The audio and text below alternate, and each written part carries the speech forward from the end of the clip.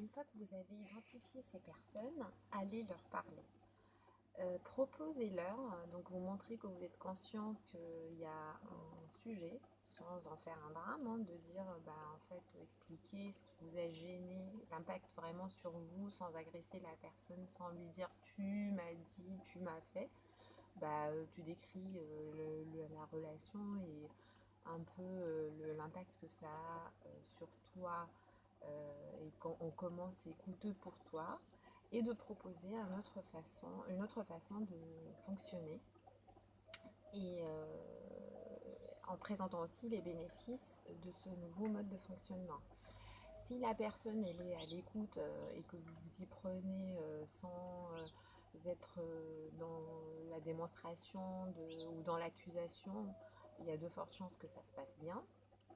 Et si la personne elle n'est pas à l'écoute et elle regarde juste l'impact sur elle et elle s'en fout un peu de ce qui vous arrive, là c'est un peu plus compliqué. Mais la bonne nouvelle c'est que la plupart du temps ça se passe bien. Si c'est plus compliqué et que la personne continue et que l'impact est très très important sur vous, vous pouvez envisager de rompre la relation. Si c'est coûteux pour vous, il n'y a aucune raison à continuer à avoir du stress. Alors couper la relation, ça peut être très très compliqué quand c'est un responsable hiérarchique, par exemple, pour l'avoir vécu. Il faut user de beaucoup de diplomatie et voilà. Mais une des options possibles, c'est de quitter la relation et donc d'abandonner le poste en question ou d'aller voir ailleurs. Voilà, donc la petite précision sur ce sujet, c'est que ces relations, elles peuvent être encore plus compliquées et installées dans le temps.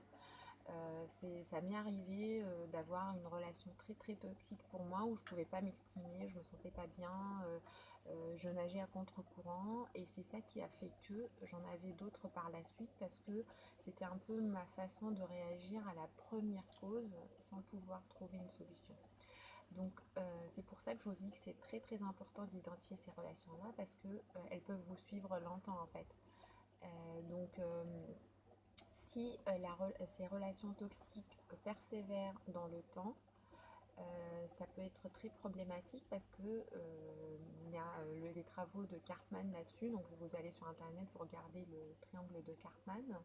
Ça peut même donner lieu à des rôles bien installés dans la relation. Si vous vous sentez victime de la personne, vous allez communiquer de cette façon, comme si vous aviez un persécuteur. Et la personne qui vous cause du tort, elle va apparaître au vu de tous comme un persécuteur.